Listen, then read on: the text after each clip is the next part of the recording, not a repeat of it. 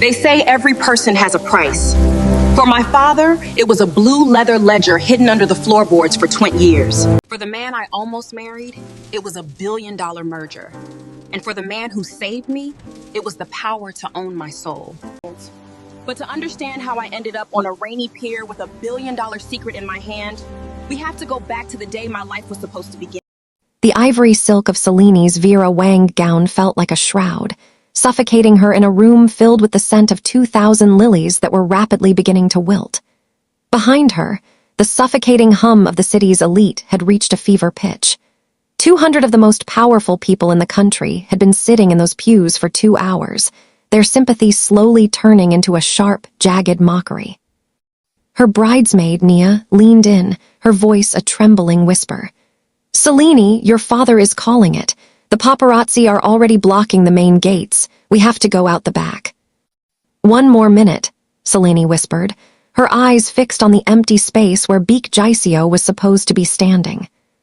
She needed 1 more minute to reconcile the man who had promised her the world with the monster who had just ended their life via a corporate memo. 1 more minute to figure out how her iron had turned to glass.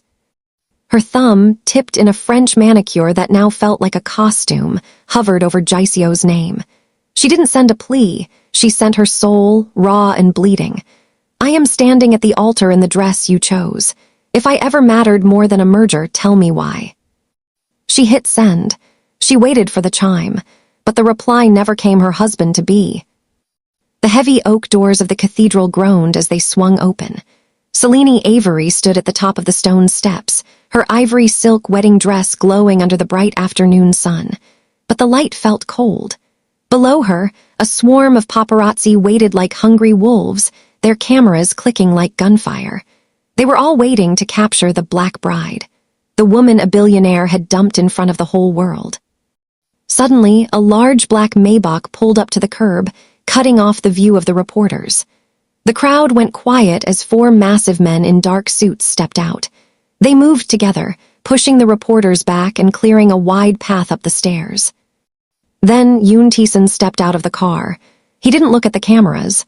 He didn't look at the crowd. He walked halfway up the stone steps and stopped. In the sudden, scary silence he created, his deep voice carried perfectly up to Celine. "If you go out the back door, you are hiding," Taesan said. His dark eyes were locked on hers. "If you go back to your father's house, Jiseo's lawyers will be there in an hour. They will buy your silence before you even take off that veil." Celine gripped her bouquet so hard the stems snapped. She had nothing but her phone hidden in her glove and the dress on her back. "And if I go with you?" she asked. "Then you disappear," Taesan replied. "Stay a victim or come with me and become a problem he can't solve. 5 seconds, Celine, chin up." Celine looked at the cameras, then at the man with the dangerous smile. She let her bouquet fall onto the stone steps and walked down to the car. The door clicked shut with the heavy sound of a vault. Inside the car, it was perfectly silent. Celine sat back against the cool leather, her heart finally slowing down. She looked at her empty hands. "I don't have anything with me," she whispered. "No clothes, no passport, nothing." Taesan didn't look up from his tablet. "My men are already at your father's house. They are picking up your belongings as we speak. By the time we reach the gates, your wardrobe will be waiting for you." The Maybach moved through the city like a shark in dark water. After 20 minutes, they began to climb a steep, private road. High stone walls appeared on both sides. When the car stopped, they were in front of a massive gate made of black iron. As the gates opened, Celine saw the fortress. It was a building made of gray stone and glass, hidden behind tall trees. It looked like it was built to survive a war.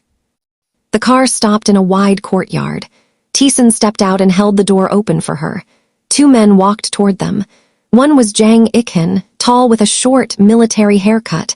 The other was Oh Dichin, younger with slightly messy hair. "Everything is clear, boss," Ik-hin said, checking the perimeter. "The team just arrived with the guests' luggage from the Avery estate. It's already being moved inside." "Take her things to the east wing," Taesan commanded. He looked at Celine. "Dichin will show you the way. This house has rules, don't wander." As Selene followed Deechin inside, she realized Taesan was right. This wasn't a home, it was a war room. The hallways were wide and lit by soft, blue lights. In one room, she saw a wall filled with television screens. In another, she saw racks of gear and dark suits. Deechin stopped in front of a heavy wooden door. The boss runs everything from here. If Jiseo tries to send a spy, they won't even make it past the first tree.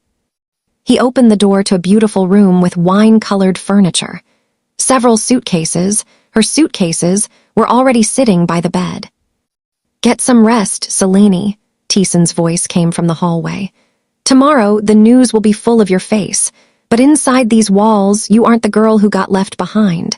You are the girl Jiseo is terrified of." Selene looked at her reflection. Her dress was wrinkled, but her jaw was set tight. She wasn't hiding. She was preparing. The next morning, the sun hit the bulletproof glass of the east wing, but it didn't feel warm. Selene woke up in a bed that was too large and too soft. For a second, she forgot where she was. Then she saw the wine-colored curtains and her own suitcases sitting by the door. The memory of the empty altar and the cold text from Jiseo hit her like a physical blow. She sat up, her long black hair messy around her shoulders. She wasn't a bride anymore. She was a guest in a fortress. A soft knock came at the door. It was Shin Yori, the assistant. "The boss is waiting for you in the dining hall," Yori said. Her voice was polite but firm. "He says breakfast is at 8 and he does not like to wait." Selene dressed quickly. She chose a simple, fitted black silk dress from her suitcase. It was elegant but serious. When she walked into the dining hall, Taesan was sitting at the head of a long table made of dark wood. He wasn't wearing his coat today. He wore a black shirt with the sleeves rolled up, showing the strong muscles of his arms. "Sit," Taesan said, pointing to the chair on his right. "Today is a busy day." Selene sat down, but she didn't touch the food. "What is the plan, Taesan? You said you would help me make Jiseo regret leaving me. How do we start?" Taesan pulled a small, heavy black card from his pocket and slid it across the table toward her. It had no name on it, only a gold symbol. "This is a private credit card. It has no limit. Today you are going to spend as much of my money as possible. I want you to go to the best salon in the city, buy the most expensive jewelry you can find. And then I want you to go to the Gilded Lily for lunch." Selene froze. The Gilded Lily? That is Jiseo's favorite restaurant. He has a business lunch there every Tuesday. "I know," Taesan said with a small, dangerous smile. "Jiseo thinks you are at home crying into a pillow. If you show up there looking broken, he wins. But if you walk in looking like $1 million, laughing and eating expensive food, he loses control. He hates it when things don't go according to his plan." Selene looked at the black card. The iron inside her started to wake up. "You want me to use you to make him jealous?" "Not just jealous," Taesan corrected her. "I want him to see that you don't need his money. When he sees you, he will try to talk to you. Do not look at him. Act like he is a ghost." He signaled to the door. 2 men stepped into the room. It was Ikhin and a massive guard named Ma Jiangti. "Ikhin will drive you. Jiangti will stay 10 feet behind you at all times. They are there to show Jiseo that you are under my protection now." By noon, Selene was standing in front of the glass doors of the Gilded Lily. Her hair was styled in soft curls that flowed down her back. She wore a deep wine-colored satin dress that made her dark skin glow. Around her neck was a diamond necklace that cost more than a house. "Remember," Ikhin whispered as he opened the restaurant door. "Expensive and happy, that is the mission." Selene took a deep breath, lifted her chin high, and walked inside. The restaurant was filled with the sounds of soft piano music. She saw him almost immediately. Jiseo was sitting at his usual table, surrounded by business partners. He looked bored and cold, just like always. But as Selene walked past his table, the entire room went silent. She didn't look at him, but she could feel his eyes on her. She was a vision in wine-colored satin, and the diamonds caught the light with every step she took. Suddenly, a sharp shatter echoed through the room. Jiseo had been holding a crystal glass of water, but when he saw Selene, and saw the massive mafia guard, Ma Jiangti. Standing right behind her, his hand had tightened until the glass snapped. Water and shards of crystal spilled across his expensive suit and the white tablecloth. His partners stared in shock, but Jiseo couldn't move. He just stared at the back of Selini's head. Selini didn't flinch at the sound of the breaking glass. She reached her own table, where her friends Cammy and Nia were already waiting. "Oh my God, Selini," Cammy whispered. "Jiseo looks like he's seen a ghost. He's actually shaking." Selini didn't look back. She leaned forward and let out a bright, melodic laugh. It was a fake laugh, but it sounded like music. She looked at her friends, smiled as if she didn't have a single care in the world, and ordered the most expensive champagne on the menu. She could feel Jiseo's eyes burning into her back, his anger and confusion filling the air. For the first time in years, she didn't care about his feelings. The war had officially started, and she was already winning. The high of the restaurant victory did not last as long as Selini hoped. By the time Ikin drove her back through the black iron gates of the fortress, the adrenaline was fading. She changed out of her wine-colored silk dress and into something simpler, but she couldn't stop thinking about the look on Jiseo's face when his glass shattered. She had spent years trying to please him, only to realize that the only way to get his attention was to stop needing it. The evening was quiet until the sun began to drop behind the tall trees. Selini was sitting in the library, looking at a map of Jiseo's business holdings, when a loud, buzzing sound echoed through the house. It was the gate alarm. On the wall of monitors in the hallway, a silver sedan was idling at the bottom of the private road. Selini stood up, her heart hammering against her ribs. She knew that car. It wasn't a tank or a mafia vehicle. It was the car Jiseo used when he wanted to be discreet. "He's here," a voice said. Taesan was standing in the doorway, his eyes fixed on the screen. He didn't look surprised. In fact, he looked like he had been expecting this since the moment they left the restaurant. "He's been calling your father and your friends for the last 3 hours. Now he's desperate enough to come to my front door." "Are you going to let him in?" Selini asked, her voice small. Taesan walked over to a small table and picked up a heavy handgun, checking the clip before sliding it into the back of his waistband. "In my world, we don't let enemies inside our homes, but we can talk to them at the gate." He looked at her, his expression unreadable. "You can stay here and watch the cameras, or you can come down and see the man who left you. But if you come, you don't speak a word. Do you understand?" Selini nodded. She followed Taesan out into the cool night air. They walked down the long driveway toward the gates, with Ikin and Deechin walking a few steps behind them. As they reached the iron bars, the silver car door opened. Baek Jiseo stepped out. He looked different than he had at lunch. His expensive suit was wrinkled, and his hair, which was always perfect, was messy. When he saw Selini standing next to Taesan, his face twisted with a mix of anger and pain. "Selini," Jiseo shouted, his voice cracking. "What are you doing? Do you have any idea who this man is? You're staying in a criminal's house. Get in the car, now, we need to talk." Selini felt a flash of the old fear, the habit of obeying him, but then she felt Taesan's hand rest lightly on her shoulder. His touch was warm and steady. "She isn't going anywhere, Jiseo," Taesan said. His voice was like a low growl. He didn't shout. He didn't have to. "You had your chance to talk to her at the altar.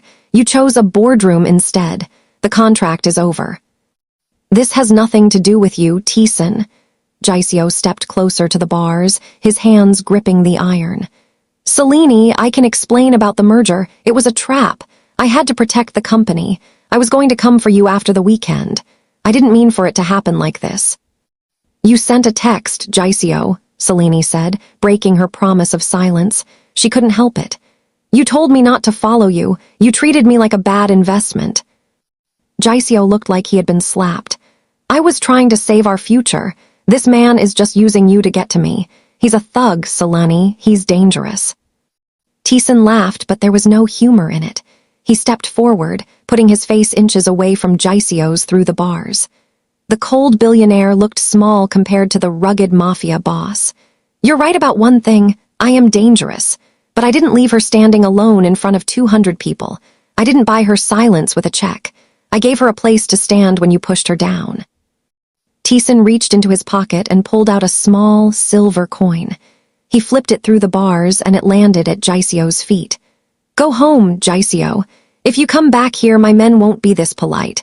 The black bride is under my roof now, and in this house, we don't care about your stocks." Jiseo looked at the coin, then at Selene, who was standing tall with her chin up.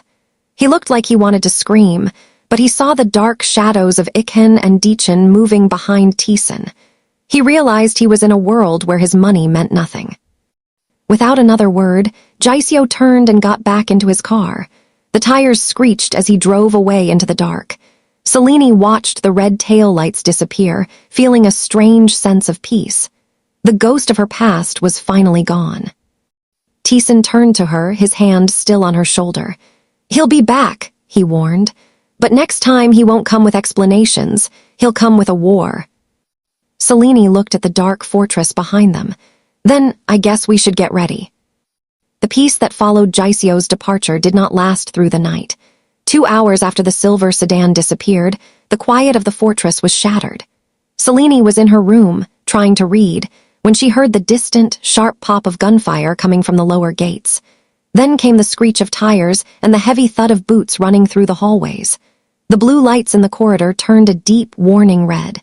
Selene stood by her door, her heart racing. She wanted to run, but she remembered Taesan's rule: stay in the room.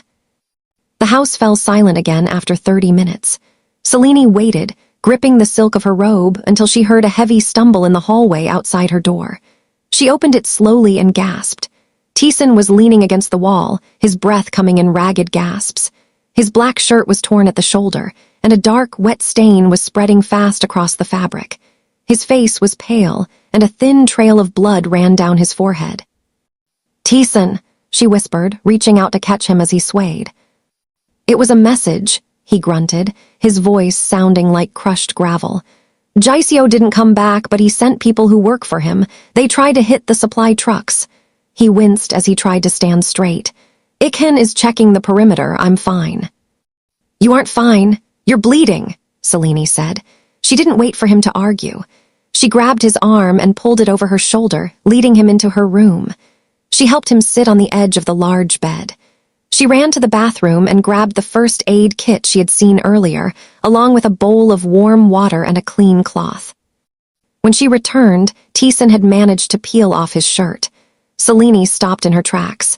His back and chest were covered in scars. Some were old and white, others were jagged and dark.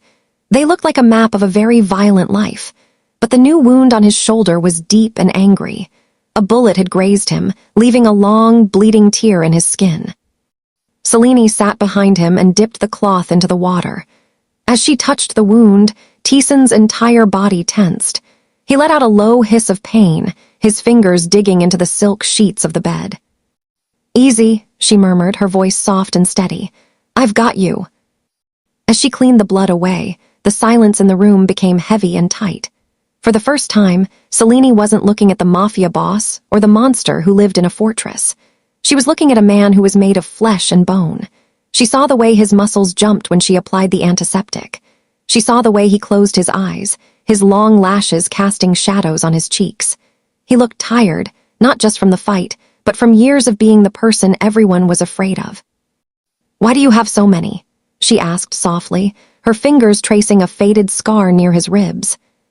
Taesan didn't open his eyes. "In my world, you don't get to grow old without collecting a few stories. Each one is a lesson I learned the hard way, usually about trust." Selene began to wrap the white bandage around his shoulder. To do it properly, she had to lean close to him. She could smell the scent of gunpowder, expensive cologne, and rain on his skin. Her chest brushed against his back, and for a second, Taesan's breathing hitched. He turned his head slightly, his dark eyes meeting hers. The coldness was gone. Instead, there was a raw, quiet vulnerability that made Selene's breath catch in her throat. "You have silk hands, Selene," he whispered. "You don't belong in a place filled with iron and scars." "Maybe I'm tired of being just silk," she replied. She tied the bandage tight and tucked the end in. "Silk tears easily, iron doesn't." Taesan reached back and caught her hand. His palm was rough and calloused, but he held her fingers with surprising gentleness. He didn't say thank you, but he didn't let go either. They stayed like that for a long time in the dim light of the room, the broken bride and the wounded king. Selene realized that Taesan wasn't just protecting her from Jiseo. He was the only person who actually saw her for who she was, even when she was covered in someone else's blood. "Rest now," she said, finally pulling her hand away. "The war can wait until tomorrow." Taesan nodded slowly and stood up. He looked at her one last time before walking to the door. "Jiseo made a mistake tonight," he said, the hardness returning to his voice. "He tried to break what belongs to me. He won't get another chance."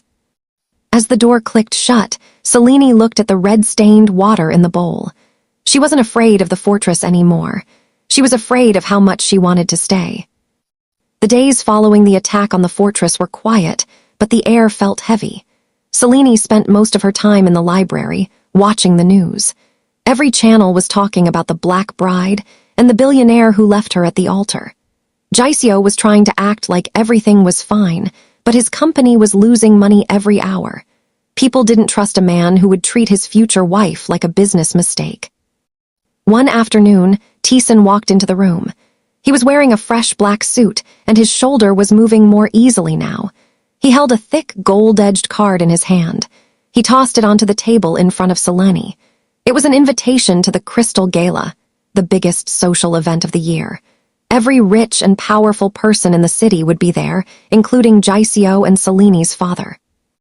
"Jiseo sent this to me," Taesan said, his voice cold. "He thinks he is being clever.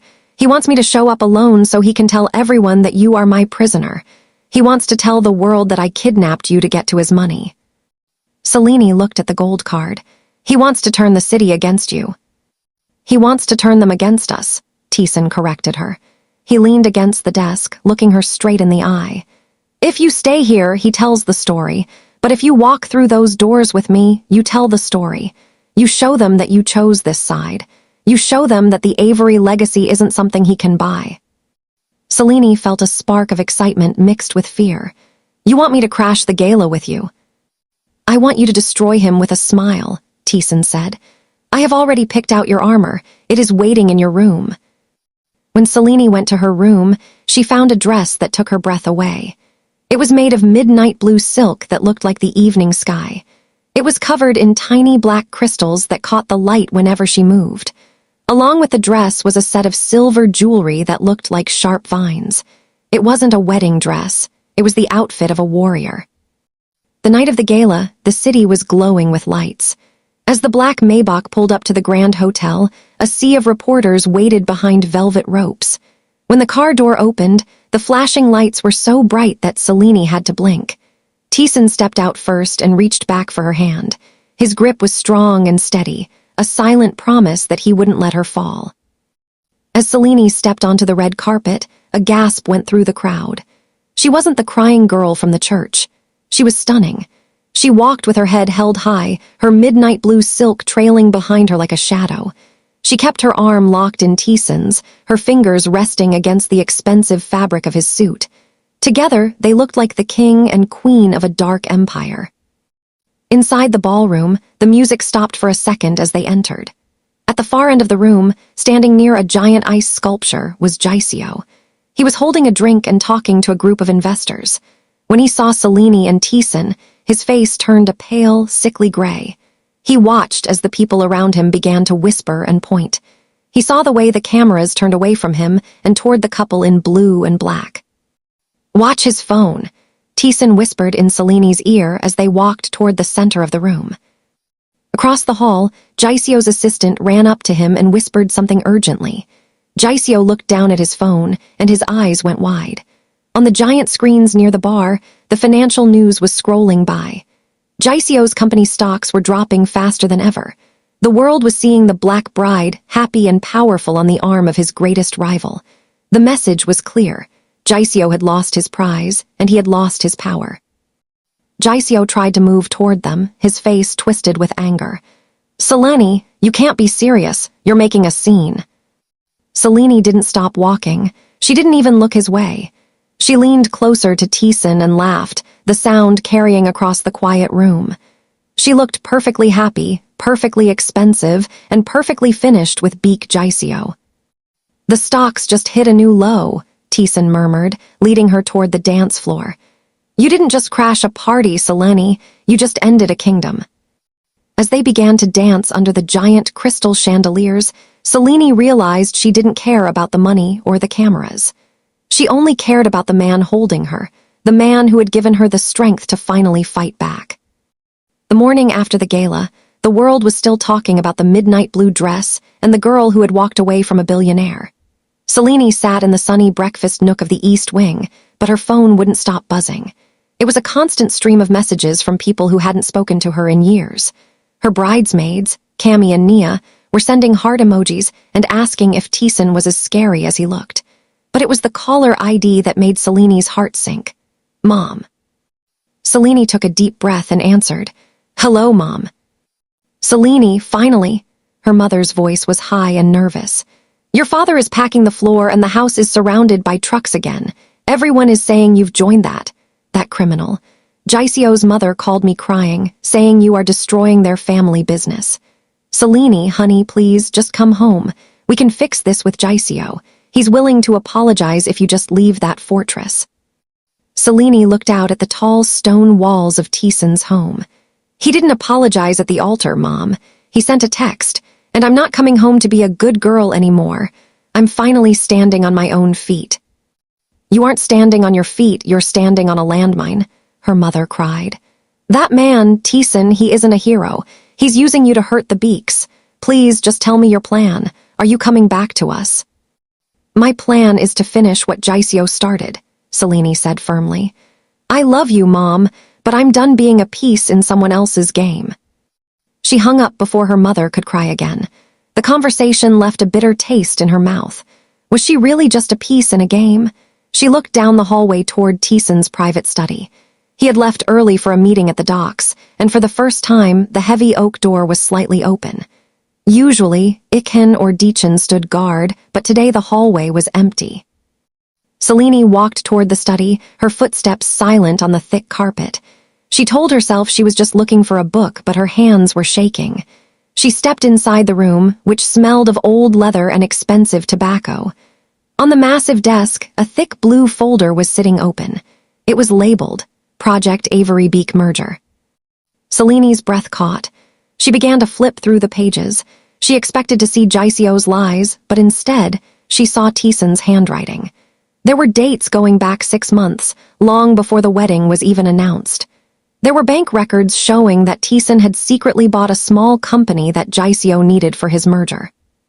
Then she saw the final document.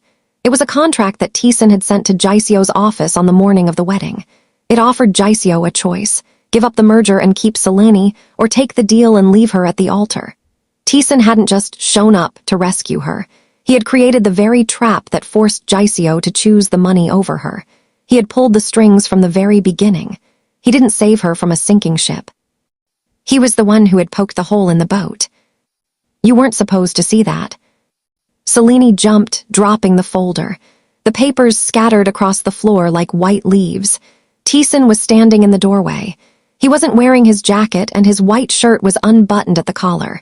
He didn't look angry, he looked calm, which was much scarier. You did this, Selene whispered, her eyes filling with tears. You made him choose. You knew he would pick the money, didn't you? Taesan walked into the room, his boots heavy on the floor. He didn't try to hide it. I knew what kind of man he was, Selene. I knew if I gave him a choice between a woman and a kingdom, he would choose the kingdom every single time. I didn't make him leave you. I just showed you who he really was.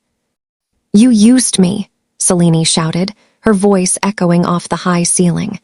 You used my wedding to ruin his company. My mother is on the phone crying, my father is ashamed, and it was all a plan you made months ago. I thought you were different. Taesan stopped just a few inches from her. He reached out as if to touch her face, but Selene pulled away. His eyes darkened. I never said I was a saint, Selene. In this city, you either pull the strings or you get tangled in them. I wanted Jiseo's company, yes. But I also wanted you to see that the man you loved was a coward. Now you know the truth. Selene looked at the papers on the floor. The iron inside her felt cold and sharp. She realized that she was trapped between two monsters, the billionaire who threw her away and the mafia boss who had bought her like a prize. "I'm not a prize, Taesan," she said, her voice turning icy. "And I'm not a victim. You think you're holding the strings, just wait." She walked past him, her shoulder brushing his, and left the room. She wasn't going to her bedroom to cry. She was going to her phone. If Taesan wanted to play games with her life, she was going to show him that she had learned from the best. The air in the fortress felt different after Selene discovered the blue folder. Every time Taesan looked at her, she saw a chess player instead of a protector. She realized that in a world of monsters, you couldn't just be a victim. You had to become a player too. She spent the next 2 days acting perfectly normal. She ate breakfast with Taesan, she thanked Ikin for his help, and she smiled at the cameras. But inside, her mind was moving fast. On Wednesday evening, Selene used a second phone she had hidden in her vanity drawer. She sent a single text to Jiseo. "The old pier, 8:00 p.m. Come alone or I leave." She knew Jiseo would come. He was desperate. To get out of the house, she told Deechin she wanted to go to a late-night pharmacy for some medicine. Because she had been so calm lately, they let her go with only a driver. When they reached the pharmacy, Selene slipped out the back door and caught a taxi to the docks. The old pier was cold and smelled of salt. Jiseo was already there. He looked exhausted.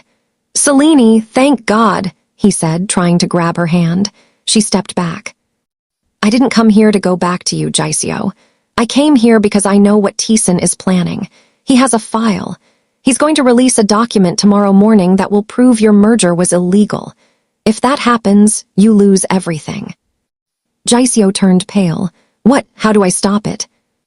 "He keeps the original copies in a safe at a warehouse by the North Docks, not at the house," Selene lied. She gave him the address of a building Taesan used for high-security storage. "If you get there by midnight, you can take them before he moves them at dawn. But you have to move fast." Jiseo nodded and drove away, thinking he was saving himself.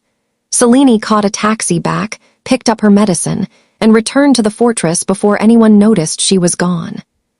The next morning, Selene walked down to the dining hall. Taesan was already there, but he wasn't eating. He was staring at a video on his tablet. He looked up as she entered, his eyes narrow and sharp. "Jiseo was caught at my North warehouse at 1 o'clock this morning," Taesan said. His voice was a low growl. "My security team found him trying to break into a safe that was empty. I didn't even have to call the police. The silent alarm did it for me. He's at the station right now being charged with burglary." He stood up and walked toward her. He told the officers a secret source gave him the location. He looks like a desperate criminal, and his father is furious. His reputation is officially dead. Taesan stopped right in front of her. "How did he know about that warehouse, Selene? That's a private location. Only my inner circle knows it." Selene didn't look afraid. She sat down and poured herself a cup of tea. "Maybe he guessed, or maybe I wanted him to be caught. Now Jiseo is in a jail cell, and you are busy talking to your lawyers to make the charges stick, which means neither of you is looking at me." She looked up at him, her eyes cold and steady. "You used me to start a war, Taesan, but I'm the one who just handed you the final win. That means you owe me. From now on, I don't follow your rules. We are partners, or I walk out that gate and tell the press exactly how you tricked Jiseo into leaving me at the altar. I'll ruin your reputation along with his." Taesan stared at her. For the first time, he didn't look like he was in control. He looked like he had finally met his match. He let out a short, surprised laugh. "I told you that you didn't belong in a world of iron, Selene. I was wrong. You fit in just fine." Selene took a sip of her tea. She wasn't a guest anymore. She was the one holding the strings. For 3 days after Jiseo's arrest at the warehouse, the fortress was as quiet as a tomb. Taesan was constantly on secure lines, his face a mask of cold fury. Selene stayed in the East Wing, watching the rain blur the city skyline. She felt like she was waiting for a ghost to appear. The silence broke on the 4th night with a single vibration of her phone. It was an unknown number, but the voice on the other end was unmistakable. "You think you won because you put me in a cell for a few hours." Jiseo's voice was jagged, like broken glass. "You forgot about the blue ledger, Selene, the one your father kept in the floorboards of his study. I took it the night before the wedding." Selene felt the air leave her lungs. She remembered that ledger. When she was 10 years old, she had seen her father crying in his office, clutching a blue leather book. He had looked at her with terrified eyes and whispered, "This is the cost of our life, Selene. If this ever sees the light, we all go dark." It wasn't just about unpaid taxes. It was proof that her father had helped Jiseo's father hide a massive environmental disaster 20 years ago to build their first factory. People had gotten sick, and her father had been the one to pay for the silence. "I know what's in it, Jiseo," Selene whispered. "How did you know about it?" "I have my way, Selene." "Then you know your father won't just go to jail. He'll be the most hated man in the country," Jiseo hissed. "I just sent a video to your phone. Look at it. Then meet me where this all started. Tomorrow, midnight, alone. If I see a single one of Taesan's shadows, I hit send to the national press." Selene opened the video. It was a grainy shot of a pasta place downtown. Her best friends, Cammy and Nia, were sitting at a window table, sharing a laugh and a plate of dessert. They looked so innocent, so disconnected from the war. Jiseo didn't have them yet, but he was showing her that he could reach them. He was using her love for her friends and her father as a leash. The place where it all started wasn't the cathedral. It was the North Docks at an old, abandoned lighthouse. 5 years ago, on a warm summer night, Jiseo had taken her there, pointed at the glowing city, and promised her that one day they would own it all together. It was the night he had asked her to be his girlfriend now. It was a graveyard for their memories. The next night, Selene didn't tell Taesan. She knew his pride wouldn't let her go alone, and Jiseo was desperate enough to pull the trigger. She waited until Taesan was in a high-stakes meeting, slipped through the back garden gate, and caught a taxi into the heart of the storm. The lighthouse stood like a rotted tooth against the black Atlantic. The wind screamed, pulling at Selene's coat as she walked toward the flickering lights of a silver car. Jiseo was standing there, holding a heavy wrench in one hand and a bottle of expensive scotch in the other. He looked ruined. "You came," Jiseo said, stumbling slightly. "You always were the loyal one. That was your biggest weakness." "Where are the girls, Jiseo?" Selene demanded, her voice shaking with rage. "If you touched them, I will end you myself." Jiseo laughed, a high, shaky sound. "I don't have them. I just needed you to see that I can get to anyone you love. I wanted you to feel the fear I felt when the police put me in handcuffs." He held up the ledger. "Sign the statement saying Taesan blackmailed us both. Sign it, or I burn this and send the digital copies to the police. Your father's legacy dies tonight." Suddenly, the darkness behind the lighthouse shifted. A shadow detached itself from the stone wall. Taesan stepped into the light, his black shirt soaked with rain, his eyes filled with a lethal calm. "I told you to stay in the room, Selene," Taesan said, his voice lower than the crashing waves. Jiseo scrambled back, nearly falling into the mud. How did you find us?" "I own the docks, Jiseo. Did you really think I wouldn't put a tracker on the phone I gave her? Did you think I wouldn't have eyes on her friends the moment you left the jail?" Taesan said, stepping forward. He didn't even look at the guards Jiseo had brought. They had already been silently disarmed by Ikhin in the shadows. Taesan walked right up to Jiseo and grabbed him by the throat, pinning him against the rusted metal door of the lighthouse. "You used her friends," Taesan hissed, his grip tightening until Jiseo's face turned purple. "You used a dying old man's secrets to scare a woman who is worth 10 of you." Taesan turned his head to Selene. "Give me the word, Selene. One word, and this ghost finally stays in the dark." Selene looked at Jiseo, who was gasping for air, and then at Taesan, who looked like a king ready to execute a traitor. She looked at the blue ledger on the ground, the book that had haunted her father's dreams for 20 years. "Let him go," Selene said. Taesan's eyes narrowed. "He threatened your life, Selene. He tried to ruin your family." "I said let him go," she screamed over the wind. Taesan slowly opened his hand. Jiseo fell to the wet dirt, coughing and clutching his chest. Selene walked over and picked up the blue ledger. She also pulled out the small silver thumb drive she had stolen from Taesan's office, the one containing the proof of his illegal moves against the Beaks. She walked to the very edge of the pier, where the drop into the black ocean was 100 feet down. "You both think you can decide my fate," Selene said, her voice turning into cold iron. Jiseo, you want to use my father's sins to lock me in a cage. Taesan, you want to kill for me so I spend the rest of my life owing you. But I'm done being a debt that needs to be paid. She threw the blue ledger into the ocean. Then, she threw the thumb drive. They disappeared instantly into the white foam. Selene, no, Jiseo shrieked, crawling toward the edge. That was my leverage, that was everything. It was a lie, Jiseo, Selene said, her eyes bright with peace. My father is at the police station right now. I called him before I left the house. He's telling them the truth about the factory. He'd rather be a prisoner with a clean soul than a great man with a secret. She walked past them both, her head held high. She didn't look at the silver car, and she didn't look at the black Maybach. A lone taxi was waiting at the end of the road, its headlights cutting through the fog.